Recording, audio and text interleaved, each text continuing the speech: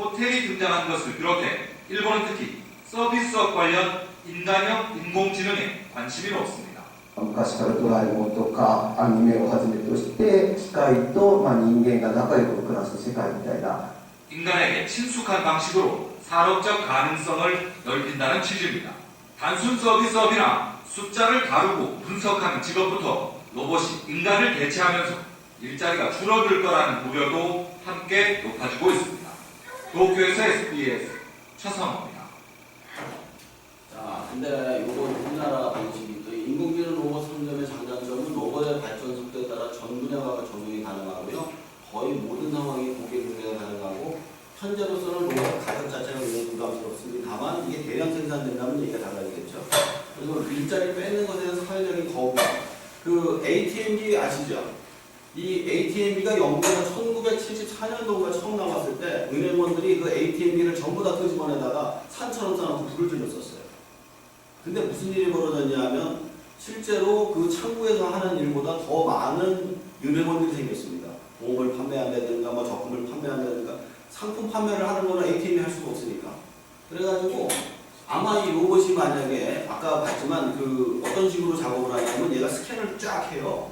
그 어떤 매장이 있으면 그 매장에 스캔을 쫙 해가지고 사람이 와서 질문을 하면 그 스캔한 물건에 대해서 이미지 센서로 보여줍니다. 이 물건 찾으세요. 그러면 그 걔가 아직 이동성이 높지가 않기 때문에 그 위치를 가르쳐줘요. 근데 초기 판매 비용이 거의 1억이 넘었었는데 이게 몇 년이 지났기 때문에 지금 2천에서 3천까지 떨어졌다고 지금 얘기를 들었어요. 근데 지금 서울에 있는 교보문고에서 얘를 시범 운영하고 있거든요.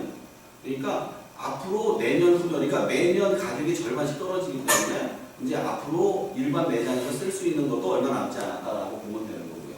자, 근데 문제는 뭐냐면 그렇게 대량 생산돼가지고 걔네들이 일자리가 뺏는다고 생각되면 똑같은 일이 아마 또 벌어지지 않을까. 그 페퍼를 갖다가 비싸놓고 불 지르고 막 그러지 않을까 생각도 하고요.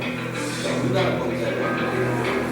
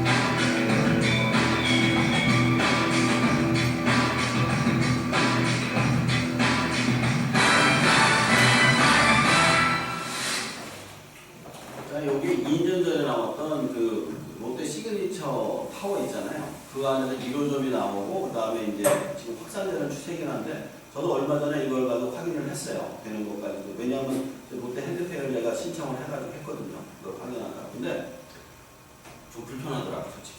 이 가서 이걸 고르고 내가 또 물건 찾아주는 사람도 없어요. 내가 찾아야 되니까. 그런 게 좀 있더라고요. 자, 그리고 또 한 가지가 뭐냐면 이제 창업을 하는데 옛날에 그 저 뒤에 있는 친구가 제 동생인데 앉아있어요. 근데 저 친구가 무역을 해요. 수입을 해서 판매를 하는데 인터넷 상점을 아누보라고 하고 있습니다. 근데 재미있는 사실이 뭐냐면은 옛날에 인터넷 상점을 할 때 어떻게 했냐면 구매자가 주문이 들어오잖아요. 그러면 그 물건을 기다렸다 포장을 해야 돼요. 그리고 또 보내야 돼요. 굉장히 시간이 오래 걸리고 어느 날 뭐가 얼마큼 나갈 수가 없고 재고를 얼마나 쌓아야 될지 알 수가 없어요. 근데 이게 이베이 물류 서비스예요. 옥션하고 지마켓에서 하는 건데 뭐냐면은 물류센터에다가 내가 물건을 배량으로 맡겨요. 일단 포장 전부 다 해가지고 하루에 30개, 40개 쌀 수 있잖아요. 해서 다 올려놓으면 이 물류센터에서 보관비를 1원만 받습니다. 하루에. 뭐 크기에 따라 다르긴 하지만.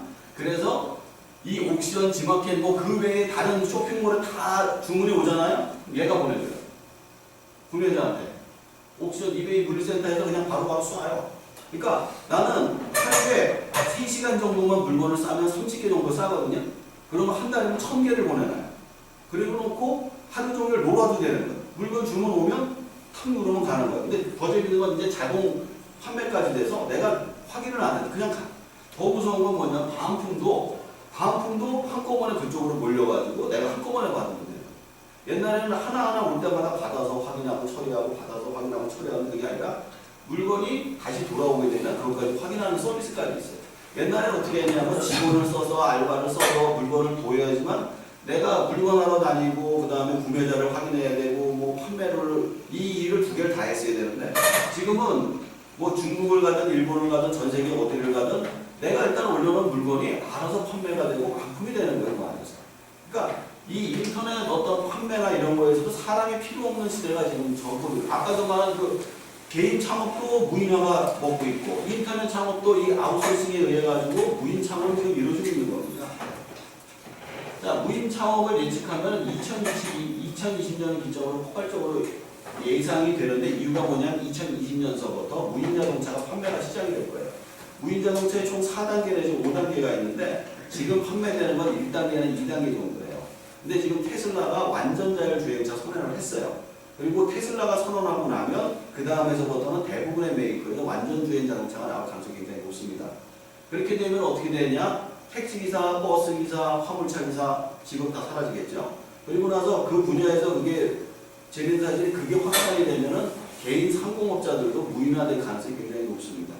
그리고 정치권에서는 아까도 얘기했던 ATM 산업보호 불리는 것처럼 무인 상점 금지법이 예상이 되고 대형 상점의 크기에 따라 인원 배치를 해야 되고 인간과 기계의 지금 얼마 전에도 오늘도 그 카풀하고 택시하고 어저께 뉴스 나왔잖아요.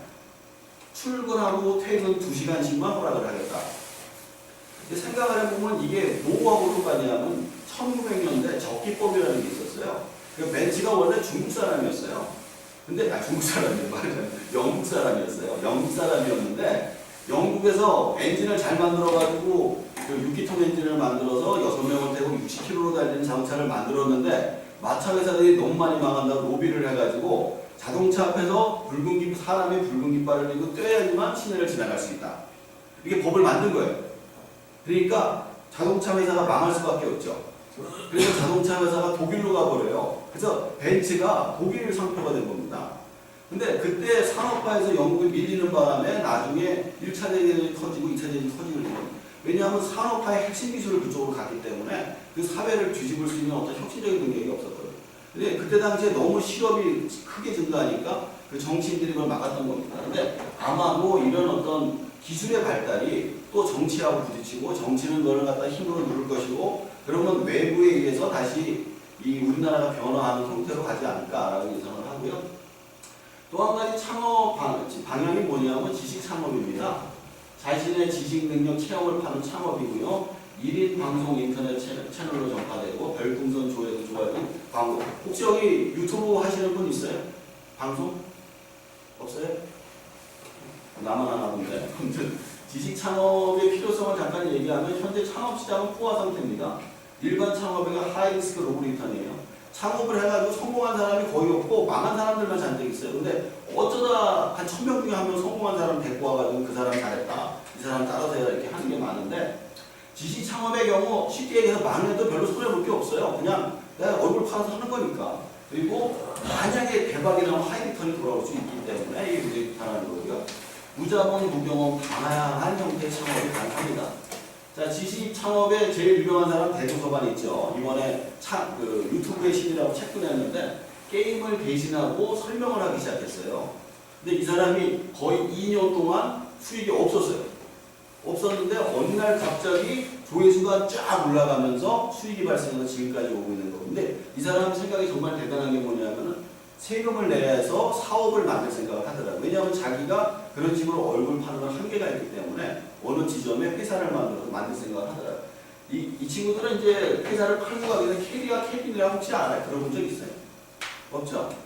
이 애기들 장난감 놀아주는 거예요, 같이. 우리는, 그러니까 외국에는 그 미성년자 유튜버를 100만자가 되게 많아요. 장난감 갖고 노는 거를 애기가 돈을 받을 수 있게 되어 있는데 우리나라는 미성년자가 수익 구조를 하는 게 불가능하거든요. 그래서 성인들만 가는 게 장난감을 놀아주는데 이게 왜 대박이 났냐면 넘버벌이에요. 그러니까 말을 안 한다는 거죠. 말이 필요 없고 장난감 갖고 노는데 외국이고 국내하고 상관이 없잖아요. 또 훨씬 더 큰 지장을 먹을 수가 있기 때문에 이게 많이 되고, 또 콘이라고 또 화장술에 또 대가가 있습니다. 그래서 그 화장술을 통해 가지고 피사까지 차려가지고 이렇게 한 케이스가 있어요. 그러니까 자신이 잘하는 거 뭔가 한 가지라도 있으면 자기가 판매를 할 수가 있는 거예요. 자, 지식창업 창출 시장 보면 유튜브는 조회수 1만 이상씩 광고가 붙고요. 건당 1원이라는데 사실 확실치는 않아요, 이게. 근데 재밌는 사실은 뭐냐면 미국에서 보면 5원, 일본에서 보면 3원이에요. 좋아요, 싫어요 눌러줘야지 이게 붙습니다, 실질적으로. 그냥 본다고 되는 것도 아니고 광고도 다 봐야 되고, 그 다음에 그 동영상도 몇 분 이상 봐야 돼요. 굉장히 복잡해요. 이렇게 간단하게 나와 있지는 않고요. 네이버 캐스트는 15초 광고에 3원밖에 되어 있습니다. 네이버 캐스트는 근데 이게 조회수가 너무 떨어지면 잘려요. 그리고 유튜브는 조회수 있거나 없거나 계속 올려놓고요. 그 다음에 아프리카 TV는 아시죠? 별풍선 10개당 뭐 1,100원 뭐 이래가지고 나오는 게 있고요. 자, 이제 이 혁신 기술의 시대에 약간 좀 후진하는 얘기를 잠깐 할게요. 아날로그 창업입니다. 기술 변화에 따른 사양산업, 필름산업, 음반산업, 종이산업이 있는데, 자, 제가 지금 들고 있는 거 오랜만에 보시죠? 일회용 필름 카메라입니다. 음악에서 LP가 다시 인기를 끌듯이 사진에서도 최근 아날로그 필름 카메라가 다시 큰 관심을 끌고 있습니다. 조지현 기자가 보도합니다. 손이 많이 가고 필름 하나로 2, 30장 바뀌고 싶고 바로 볼 수도 없습니다. 이런 단점 때문에 디지털에 밀려갔지만 바로 이 단점이 필름 카메라의 매력입니다. 디지털은요, 막 찍어도 그 중에 내겐 건져